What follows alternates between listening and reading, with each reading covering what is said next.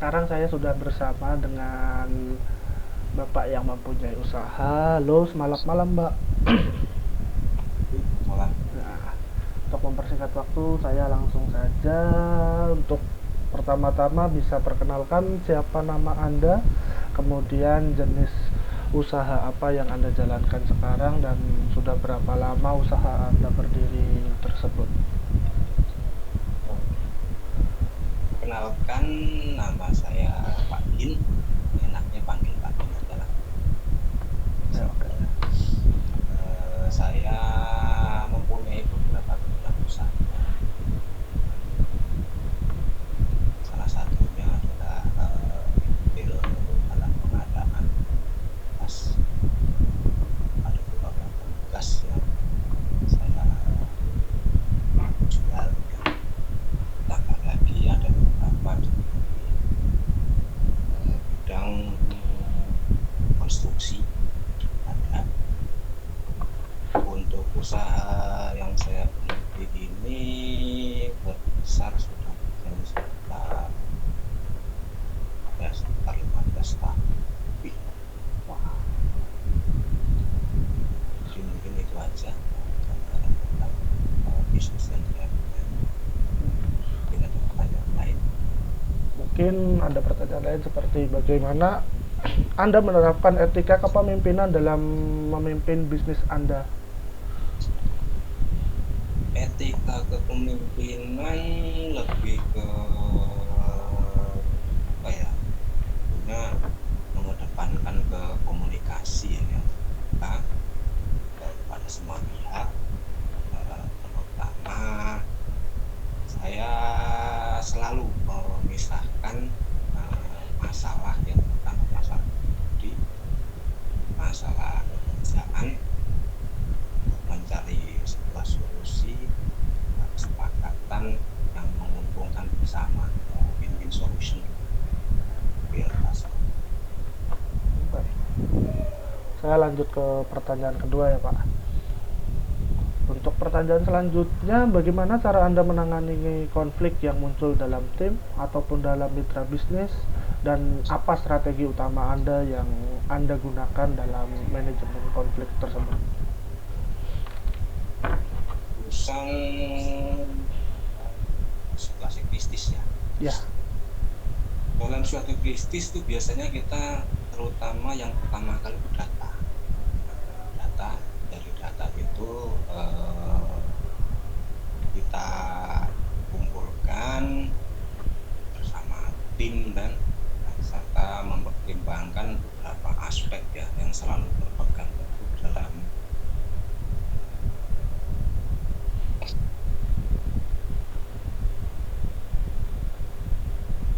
terutama memusyawarahkan lah ya, memusyawarahkan berbagai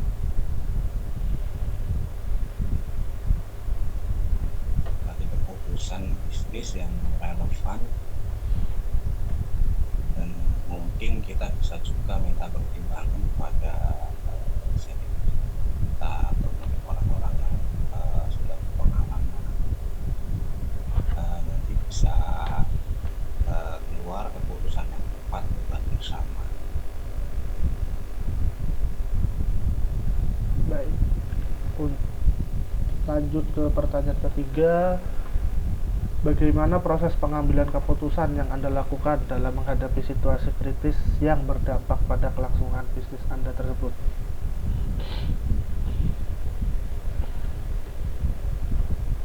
Bagaimana?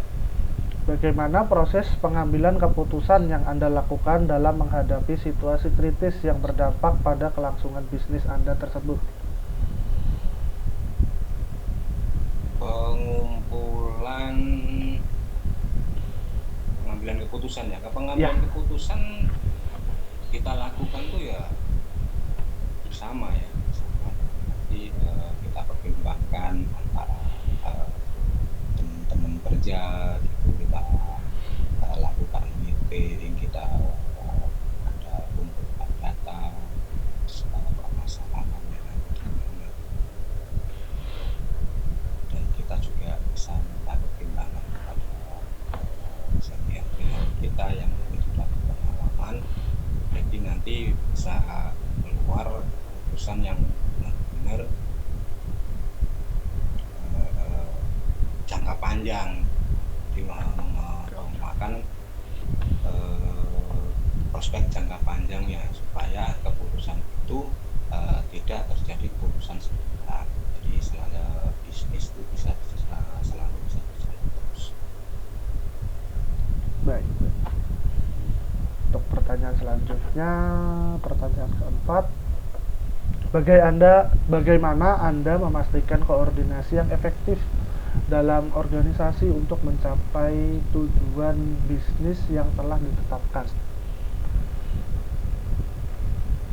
Saya memastikan koordinasi melalui pertemuan penggunaan komunikasi seperti mungkin aplikasi,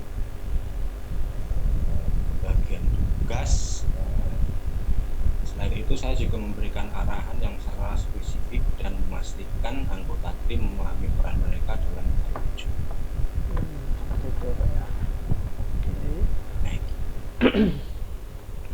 Selanjutnya, pertanyaan kelima, apa bentuk laporan pertanggungjawaban yang Anda gunakan untuk memantau dan melaporkan kinerja organisasi secara berkala? Kami menggunakan laporan kinerja bulanan yang mencakup beberapa data finansial, total operasional proyek, dan yang sedang berjalan. Selain itu juga melakukan evaluasi secara jangka untuk meninjau pencapaian target dan mendeteksi masalah yang lebih awal. Jadi bisa mendeteksi masalah lebih awal. Oke, pertanyaan yang keenam, apa bentuk reward yang Anda berikan kepada karyawan dan bagaimana reward tersebut membantu meningkatkan motivasi serta produktivitas mereka? Reward itu banyak yang kita berikan ya, bonus, ada bonus target, ada bonus tahunan untuk pencapaian mereka.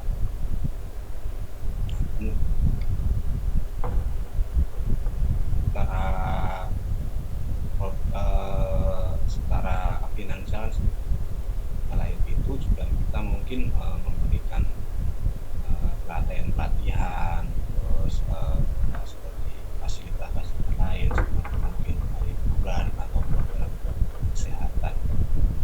Jadi supaya reward ini bisa memotivasi mereka, dan mereka pun merasa dihargai lah, dan diberdayakan, dan supaya mereka bisa berkembang. Baik, saya lanjutkan pertanyaannya.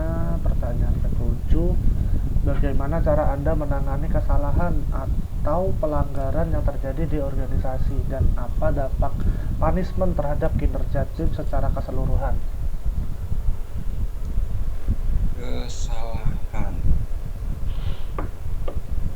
saya menangani kesalahan itu biasanya dengan pendekatan edukatif terlebih dulu,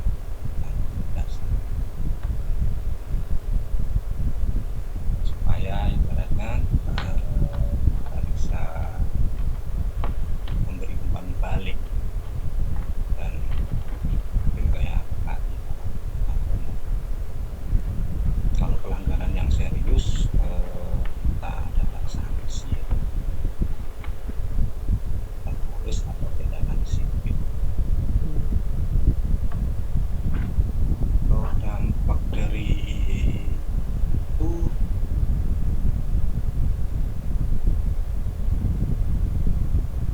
kita upayakan yaitu tadi pendekatan persuasif dulu.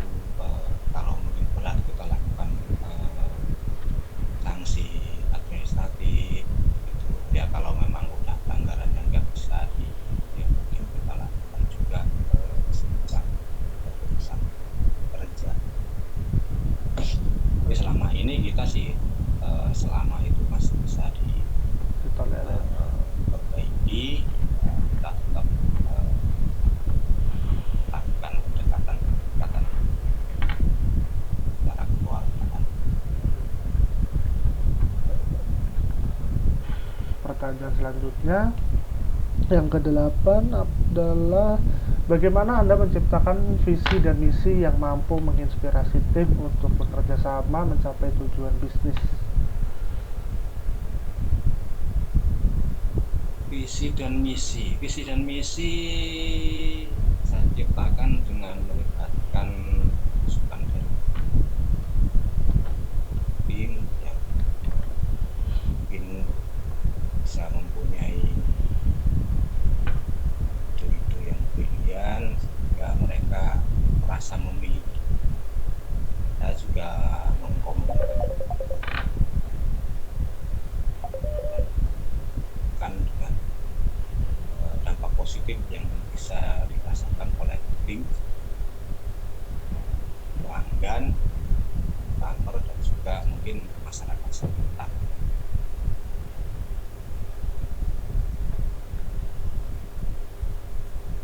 Baik, kita lanjutkan ke pertanyaan yang selanjutnya. Apa pelajaran terbesar yang Anda dapatkan dari Apa pelajaran terbesar yang Anda dapatkan dari kegagalan dalam bisnis dan bagaimana hal tersebut mempengaruhi gaya kepemimpinan Anda?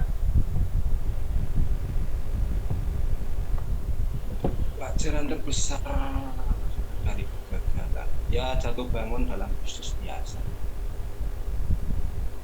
Jadi faktor itu pasti ada, jatuh bangun dalam usaha.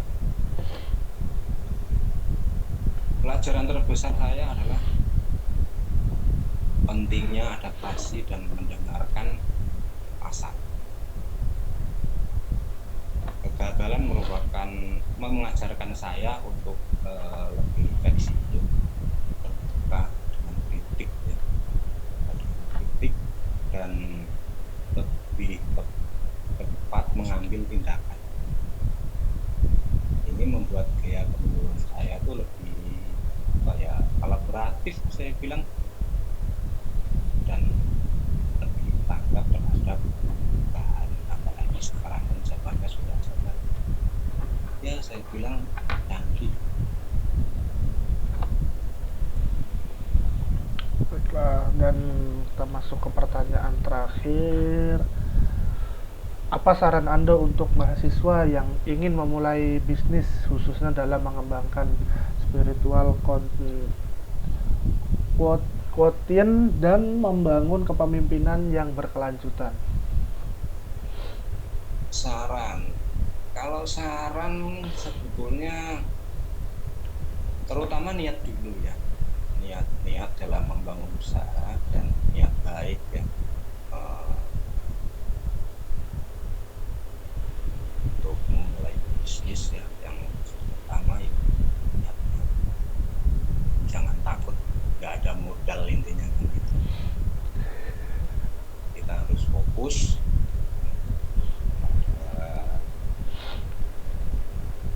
bidang yang akan kita jalani, intinya kan gitu, akan kita jalani.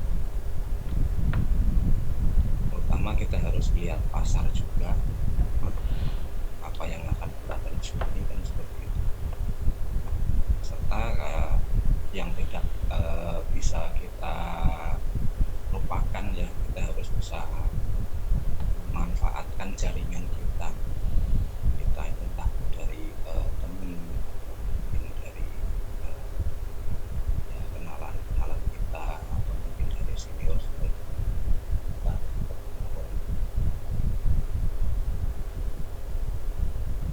Spiritual question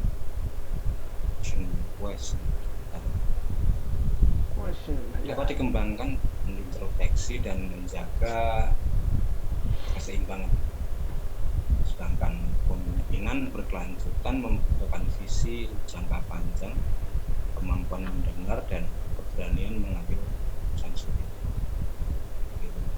Tapi yang paling penting itu ada niatan tuh yang paling penting dalam kita membangun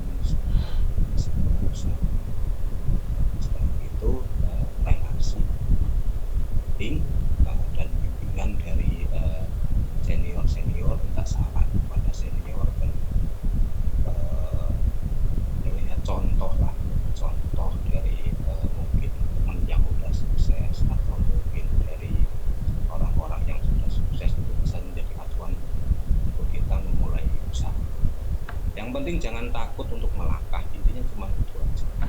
Karena kalau kita sudah takut melangkah duluan, itu ibarat kata itu kita mau perang itu sudah kalah duluan kan. Tapi kalau kita memang mau mulai sebuah usaha, kita tuh harus fight, benar fight, apapun resikonya harus kita jalani. Kita tuh bangun dalam usaha biasa. Intinya itu.